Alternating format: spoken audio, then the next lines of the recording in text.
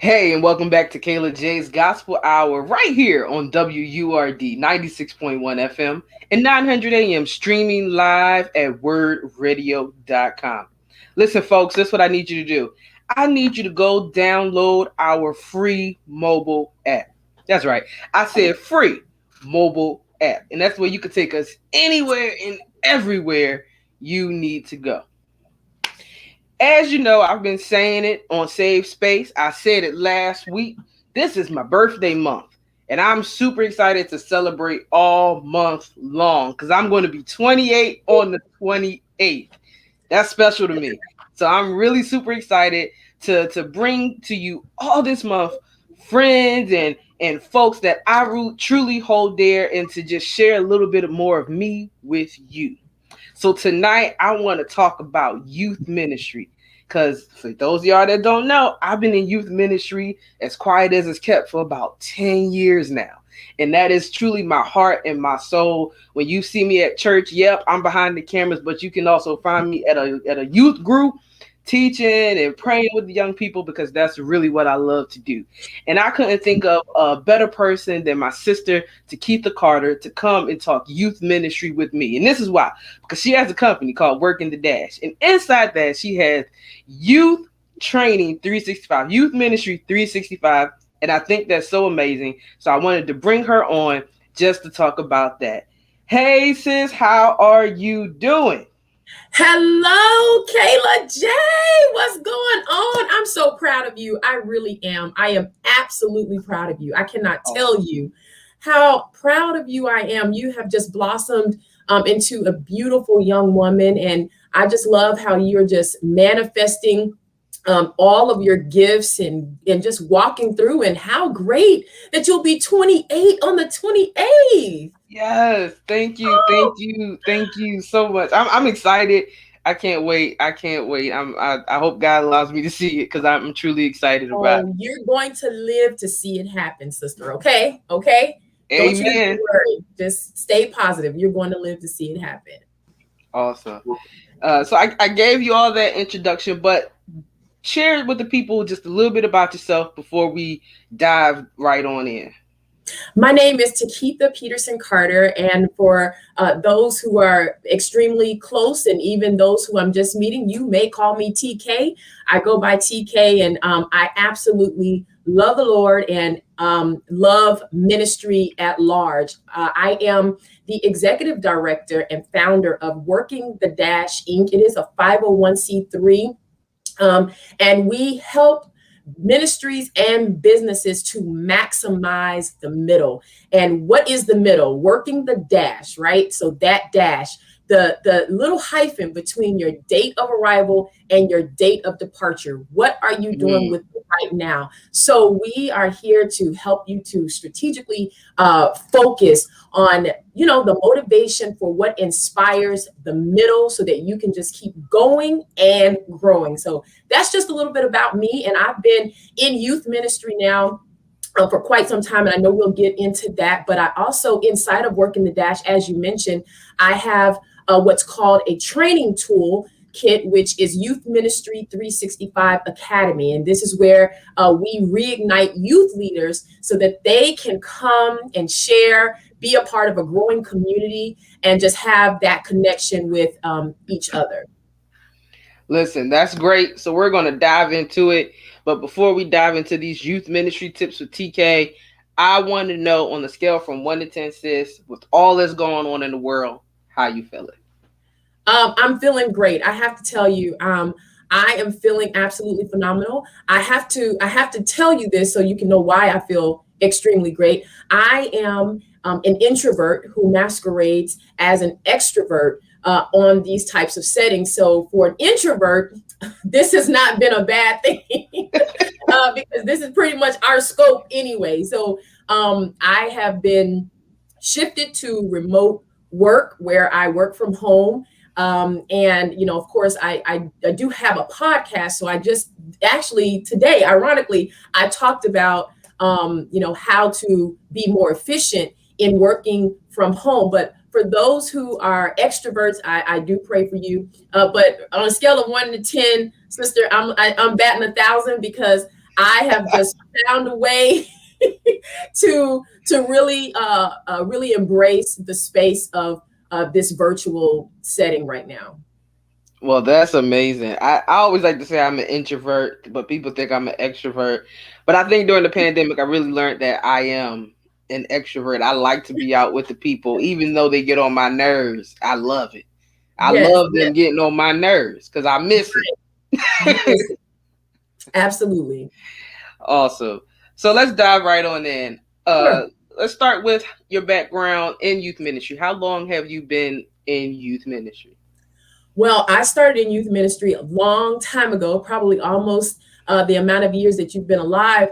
I've been doing youth ministry, and that is because we were raised in youth ministry. My mother and my father, they actually helped out in the Sunshine Band. I think most parents that, when you're raised in church, they kind of grow with their children throughout youth ministry. So, with them being involved in so many areas of youth ministry, I just kind of took that on, and just the Lord really helped me to develop my love for youth ministry because of my bitterness Mm, toward my parents having to always be given to someone else. So growing up as a pastor's kid, and understanding that my parents really did not belong to me, it took a toll on my attitude and my behavior. And so now, I have really shifted all of that energy into really helping pastors' kids. I actually call us now my parents' keepers. I have a book entitled "I Am My Parents' Keeper." That's the play off of the PK.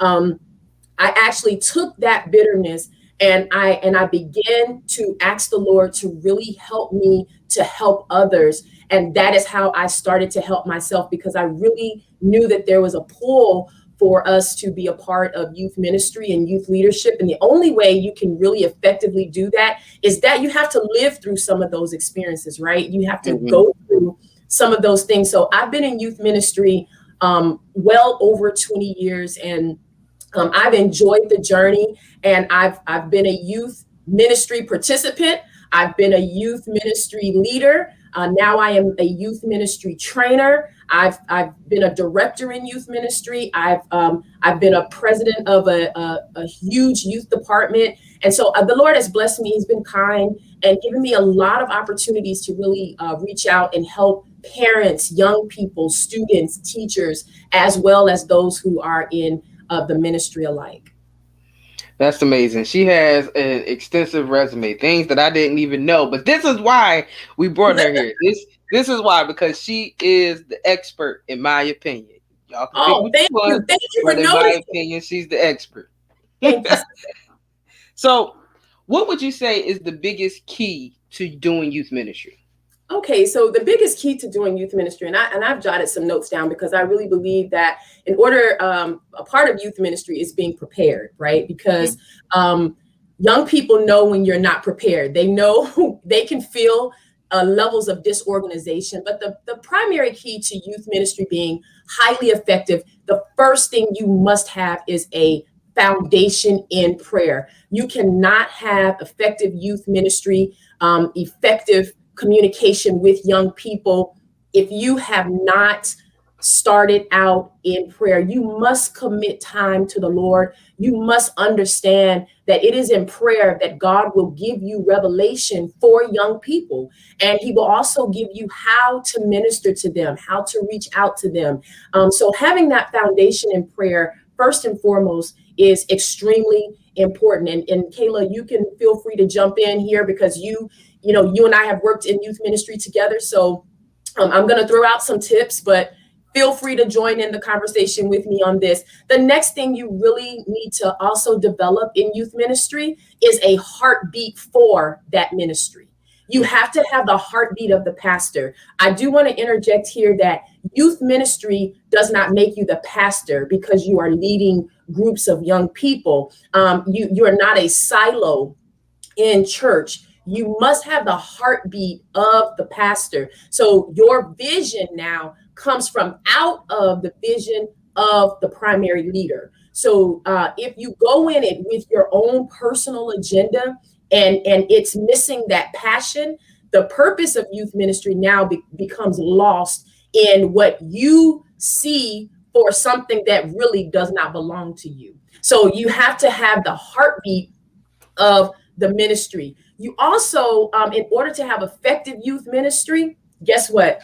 You cannot be an effective youth leader without an effective team. You must have a team that can help you to push youth ministry to the height that you alone cannot. One, this is a quote that I've adopted with youth ministry is, and that is that one is too small of a number. So you have to build a team. You must build a team. It's too small of a number to be great. So in order to be great, you have to build a team. Inside of that building of teams, you now have to develop youth leaders. My only job as a youth leader is to develop other leaders. It is not my job to remain a youth leader. And when I leave or I say I don't want to do this anymore, there's no one else developed. My job is to train the next generation of leaders. Not only the next generation of leaders, but those who may be leading with us, youth leaders who are leading, they have to be developed. And so, you have to have a great team. Another thing you have to do, and this is probably the last thing I will share so that we can go into some other questions, is that you have to be willing to go outside of your network. You have to be willing to connect and collaborate with other youth ministries. Now, am I saying to go away from your denominational lines and go away from your solid foundation? No. What I am saying is that you can always look into other youth ministries and you can create what you see and develop it to use in your youth ministry, because that's what's going to help continue levels of creativity. I think that's great, especially that last one, because you have to constantly be creative, which goes into this next question. Sure. Look elsewhere, because if you keep it the way you've been doing it for 50, 30 years, it's something wrong, because the way the kids are now in 2021, are not the way they were in 2010, definitely not the way they were in 2000 or 1990. Right. Things changed, movements changed. So therefore, the way we approach ministry should change, which is a good time to pause and say, we've been in this pandemic for about a year now. Yes.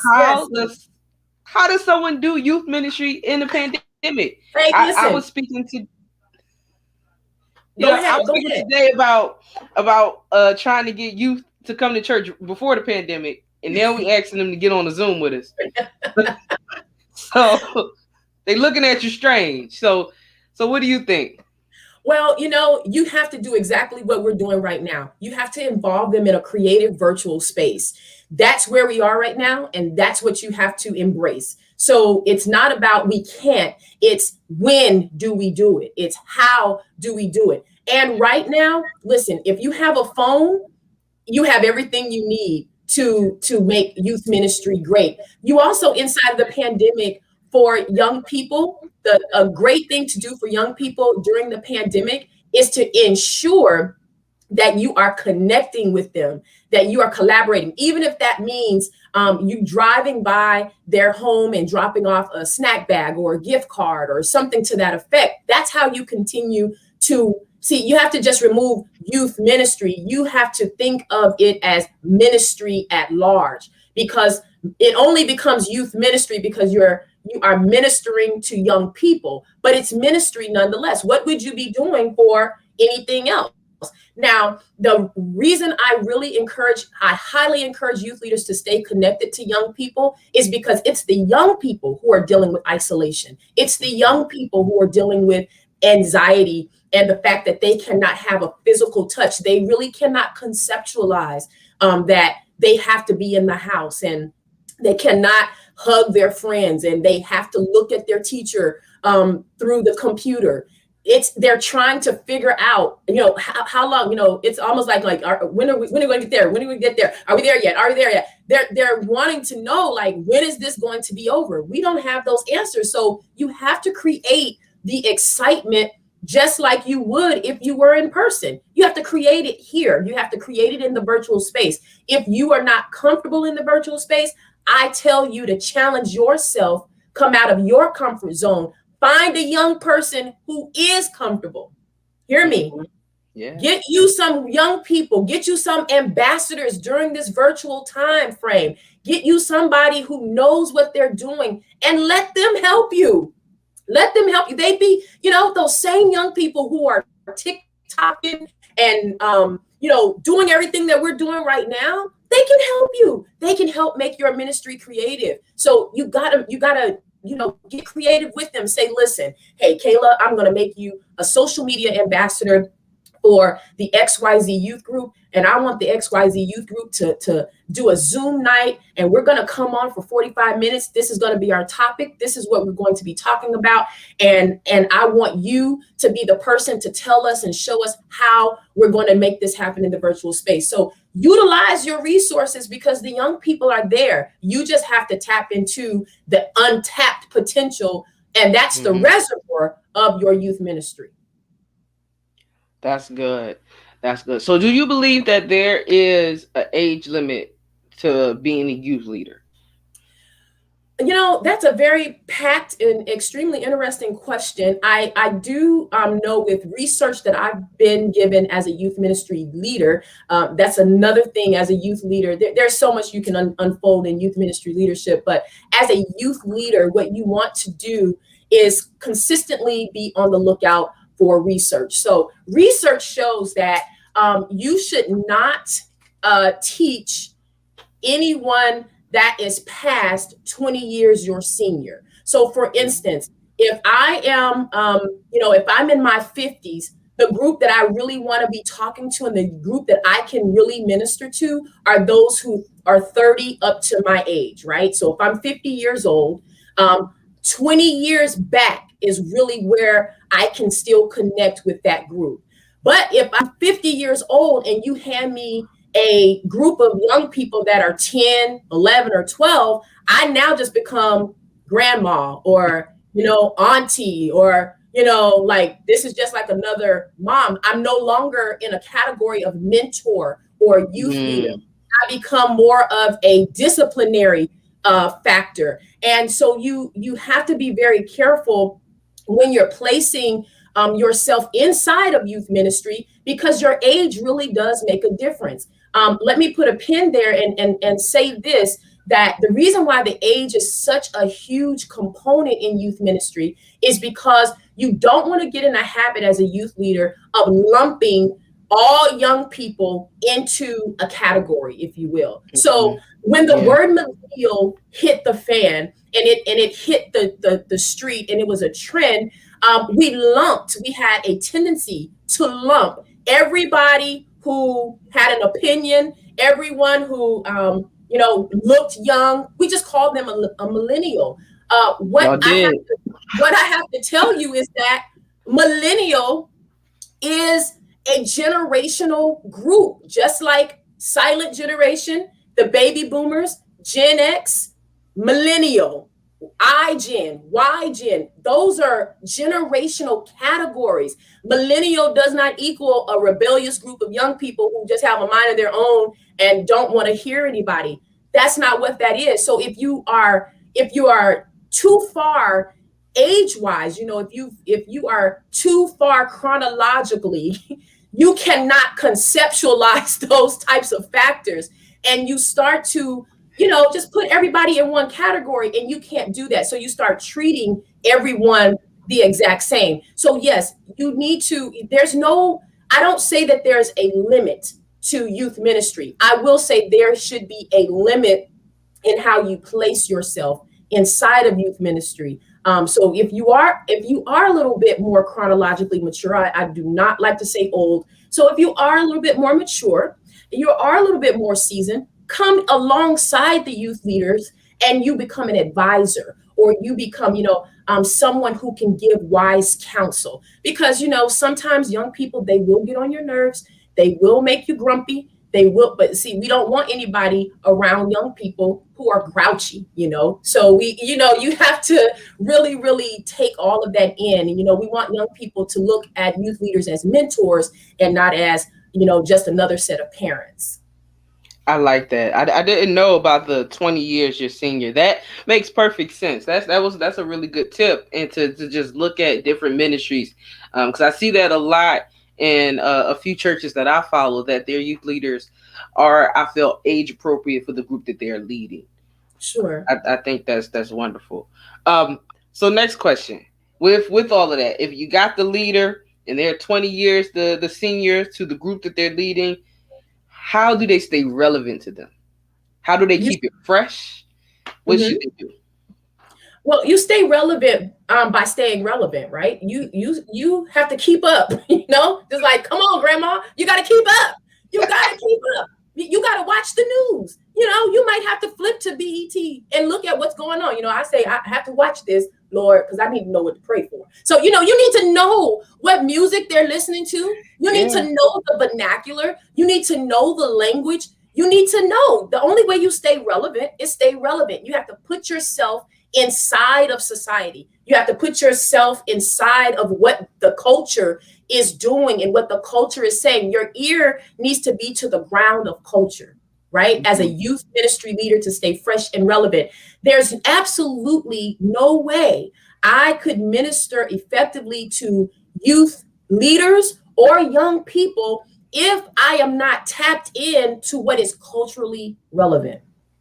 And the way you do that, you have to read, you have to watch the news, you have to listen to the music. I am by no means saying that you have to sit up all night and flood your ear gates with the latest and greatest in the rap world. I am saying, though, if TikTok is the new thing, figure out how to make it work to build the kingdom of God. If you know that's where young people are living, then work with them, go in that space. When Facebook came out, the cardinal mistake that a lot of youth leaders made was telling young people that Facebook was of the devil. Facebook was not the devil. It was how it was being utilized in some spaces. So what do you do as a youth leader? You get inside of Facebook. Go get you a Facebook page. Don't demonize what you don't understand, youth leader. Mm-hmm. Don't demonize it.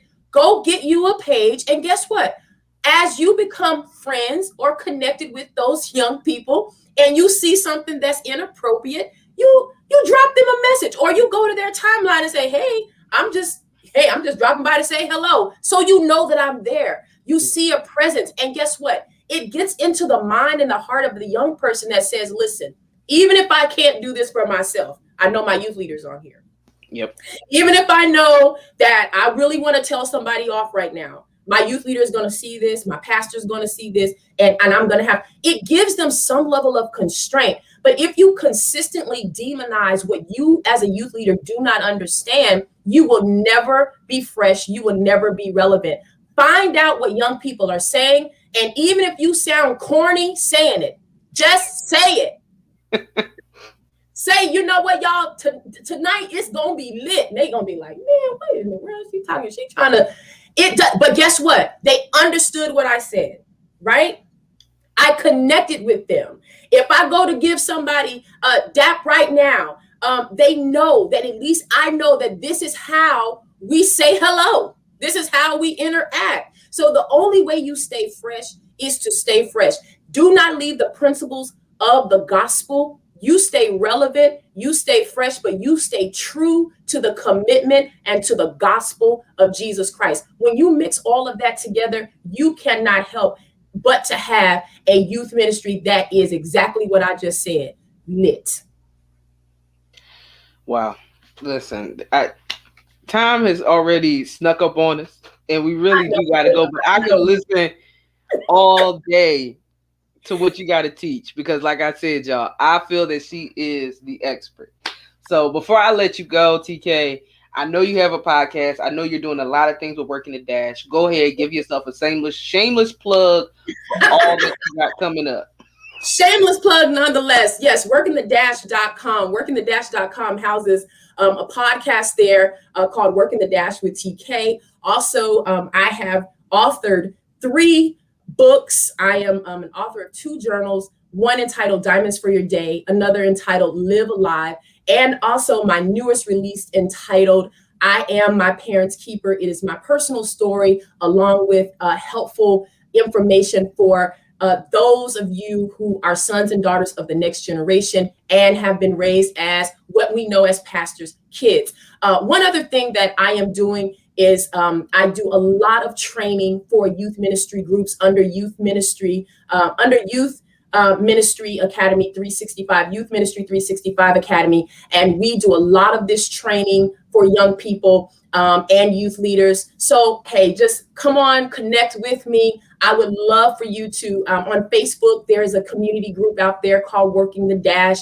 You can go there, join the community, and just, hit me up any other type of way. All of my handles, Twitter is Lady TK Carter, IG Lady TK Carter, and Takitha Peterson Carter on Facebook. Thank you. Thank you so much. I appreciate you coming on, celebrating with me, teaching me.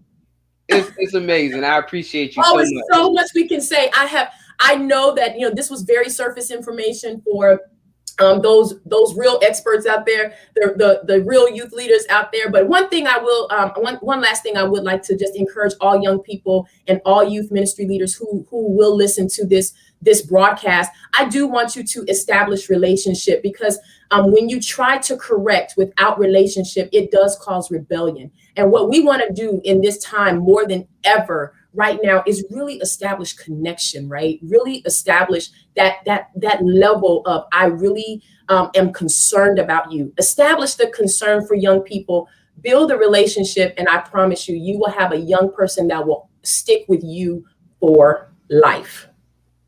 Like me. She's known. Yes, my baby. I stick with her for life. For life. Awesome.